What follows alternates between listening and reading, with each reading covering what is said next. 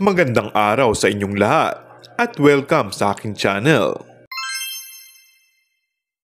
Mainit ang naging salubong ng ilang fans sa Birmingham Airport kay Kim Joo at Paolo Avellino, ang sikat na tambalan mula sa hit series na Linlang at What's Wrong with Secretary Kim, na kilala rin sa bansag na Kim Pao. Unang tapak ng Kim Pao Love Team sa Birmingham para sa Kapamilya Kalayaan Caravan, na bahagi naman ng Birmingham Body Fiesta 2024. Ito ang 30th anniversary offering ng TFC para sa mga kapamilya sa West Midlands. Nitong unang linggo ng Hunyo, nagpakilig din ng Kim Pao sa Dubai para sa Kapamilya Kalayaan Caravan sa UAE. Nagugulat kami kasi kung saan-saan kami pumupunta. Meron pa ring mga taong sumusuporta sa amin, sabi ni Kim Joo nang dumating sa Birmingham Airport.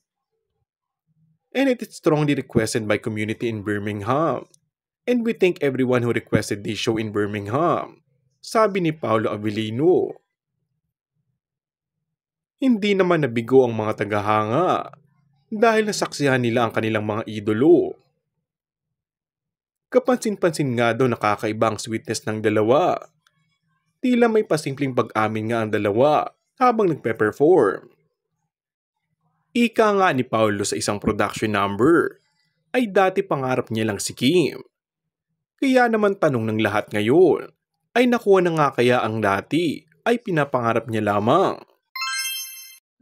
Kung bago ka lang sa akin channel ay mag-subscribe at pindutin na rin ang notification bell. Maraming salamat!